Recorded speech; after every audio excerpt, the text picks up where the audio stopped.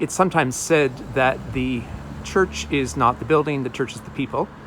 And I think there's some wisdom in saying that, but I also think that buildings are important for people, for Christians, because they're places of familiarity and comfort and history, places where we shape our lives and meet one another and meet God.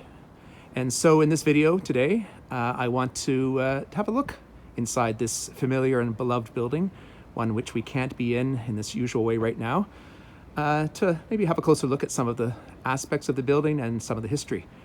From the outside, you really wouldn't see St. Mary Magdalene's that easily unless you walk right by it or drive right by it. It doesn't have a big spire and a big steeple. Sometimes people ask me where the church is, and I say, well, it's at Manning Ulster. And they say, I've never seen a church there. And it's because you don't really know it's there until you're in front of it. And it's a pretty plain but solid building outside. But inside, there are many wonders. Now, this is unusual. We usually don't have an altar here right by the door, but we put this altar here since Easter Day because it's visible during the day and at night through the glass doors. And I know that people are coming by and looking in, and just heard from one parishioner who lives in the neighborhood who comes every night during the pandemic and looks in the window and says her prayers. So we come into this building, and the first thing to know about it is that it didn't take this present shape until 1908. St. Mary Magdalene's was built in stages. It began at the east end in what is now the chancel that I'm walking towards, but it was quite a low chancel and would have had just a little bit of space for people to sit. And that's the first part of the building that went about to these arches, and that was constructed in 1888.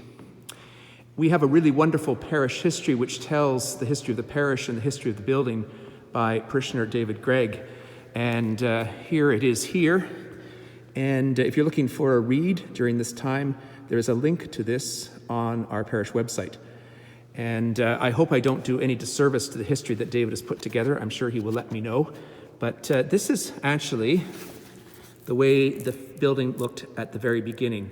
The only part that really looks familiar to us now is on the right side of the picture, which is the vestry, where the clergy and servers vest and gather, and the door on Ulster Street. And that's the way it looked in 1888. And then as funds were available, the church was expanded. And if we flip a couple of pages here, we can see what it looked like at about 1900. More familiarity, but if you look at the top of the roof, you notice that those windows that are now behind the altar are probably less than half the size they are now. And that's because at one point the roof was much lower and it was raised as money was available. And about 1907, this was the west end of the church. So if you look in behind that temporary wall, you can see things that are quite familiar, but the church in its present footprint wasn't completed until 1908. So probably the first stage about to these pillars, and then the chancel was raised a bit, and then probably out to about this second pillar, and there was the temporary wall, and then it was completed into this footprint in 1908. And still, a lot of changes have happened during that time. One of the most significant visual changes was made in 1963 when the chancel and sanctuary area was renovated. And this is an interesting part of our history. This altar and the furnishings in the lighter wood were put in 1963, just at the same time as the Roman Catholic Church was finishing the Second Vatican Council, which significantly reformed the liturgy of the church.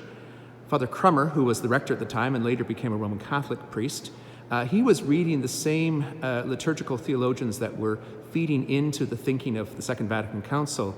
And he, I think by sheer force of will and vision, he masterminded this liturgical renovation of the 1960s, which give us a very stark freestanding altar and one amble. There was a second amble on the other side at one point, and really formed the way in which we celebrate the High Mass. The first, well, not actually the first high altar, but the altar that it replaced is actually now on the north aisle, and you can see it behind me underneath the Sylvia Hahn mural of a young Jesus. So that was a significant change in the history of the church. And we are a church which has more than one altar. This is the Lady Altar, which was actually erected in the 1940s. And the reredos behind the Lady Altar is also by Sylvia Hahn, who was a well-known painter and artist of the first part of the 20th century. And the Lady Altar, of course, is used for most of our weekday masses between Monday and Saturday.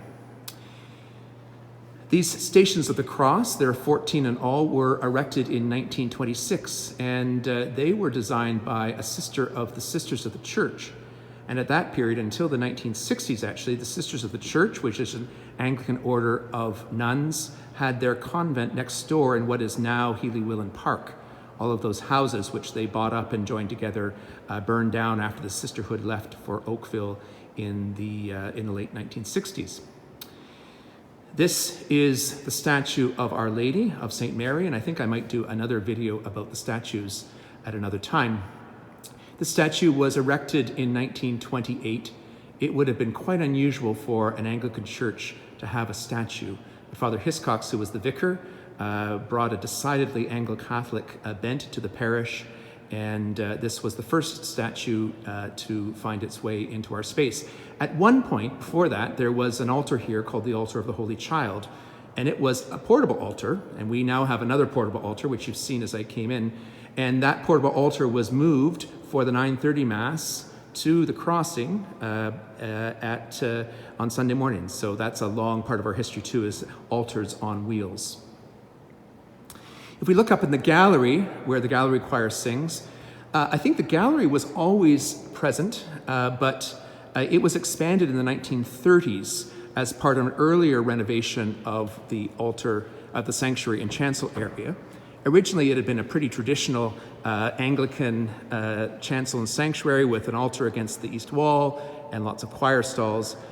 And in fact, the organ console, which controlled or played the organ, was actually attached to where the pipes are. And you're going to see now, it's actually where the ritual choir now sings from on Sunday. And when Healy-Willan came in 1921, he and Father Hiscox had a vision of having two choirs, which we still have at 11 o'clock, the ritual choir singing the chant from the front of the church, and the gallery choir singing polyphony from the back. And eventually, the chancel was, the choir stalls were removed, the chancel was made much more open. The communion rail was actually moved from where it was by the altar to, it actually was essentially between these two arches here.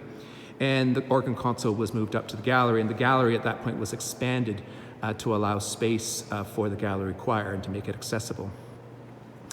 Here in the north aisle, we have the altar of St. Joseph, and in fact, the original Lady Chapel was actually here on the north side of the church, not on the south side. These carvings were done by William McEachern, who became a well-known Canadian sculptor, and you have depictions of the life of Jesus as a child, and it is said that some of the faces in this figure were actually modeled on people who lived in the neighborhood in the 1930s when that was done. And we have a statue of St. Joseph accompanying the altar given in his name. I think one of the things about St. Mary Magdalene's that makes it unusual for churches of this era is its spaciousness and also its Romanesque style. Gothic windows and so on will have pointed tops, but this curved style for windows and doorways and so on is part of the Romanesque style. And also because the glass is mostly open and allows lots of light in. Most churches of this era, in fact, were pretty closed, pretty dark, lots of dark wood and dark windows, but this is a light, airy space. A big change that was made in 2008 was to open up some of the windows that had been originally open, but had been closed early on in the history of the parish, including the windows behind the altar and those big windows at the gallery. And so for those who knew this space before the windows opened, it really has a very different feel now, much more sunlight, much more natural light, and much more a feeling of airiness, I would say. This is the Baptismal Font, and the font is actually original to the church. In fact, it actually has the date 1887 on it, which was actually before the church was officially founded, but it was made in anticipation for the community that was being planted here from St. Matthias and on Bellwoods, our mother church. The font was not originally in this place. It was originally over on the south aisle, and there's a photograph that shows it, but the font has been here for a long time. And this is where people gather for baptisms. And then this very strong painting by Lynn Donahue, which shows the two primary sacraments of our faith, baptism on the left and Eucharist on the right. Not everyone loves this painting. I adore it.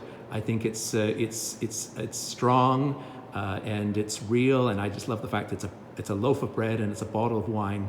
And I'm told that the face that we see on the left-hand side is the face of the artist Lynn Donahue. So this is the space that we gather in normally every day of the week, 365 days a week.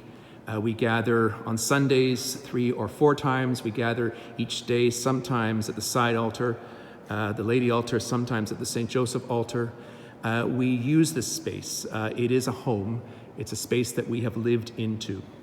And I think it's a majestic space. And I forgot to mention the Rood Cross, which was a memorial to those who died from the parish in the First World War, and that included the son of Father Charles Darling, the first rector, Oswald. His son was killed just as the war ended. And the Rood Cross, I think, is in some ways the thing that catches your eye the first time you come into the space.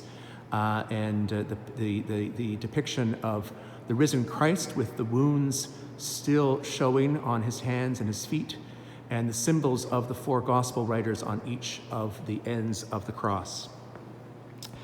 So I love this space, and I always have. I think I love it because it's peculiar. It's kind of like the people who gather here. It's quirky. I recently was reading online a thesis that actually talks about the use of plainsong here at St. Mary Magdalene's under Willen's time. And the author wrote this. He said, St. Mary Magdalene's is a century-old structure hidden away in an aging northwest section of Toronto's inner core. The building is almost as broad as it is long and consists of a curious mixture of Romanesque architecture, ugly Victorian decoration, hideous plaster sculpture, a basilican apse, and a Vatican II sanctuary. It is a strange combination, but one which has its own native attractiveness. And you know what? I think he's right. It's home. It's our home. It's the place where we come to be fed by the sacraments, to gather, to look after one another, to marry, to baptize, to bury, to anoint for healing. And I know we miss it. But the time will come when we will gather again in this quirky, wonderful, unique building, and I look forward to that time to see these pews not sitting empty, but full. May God bless you, and may God bless our parish in this unusual time.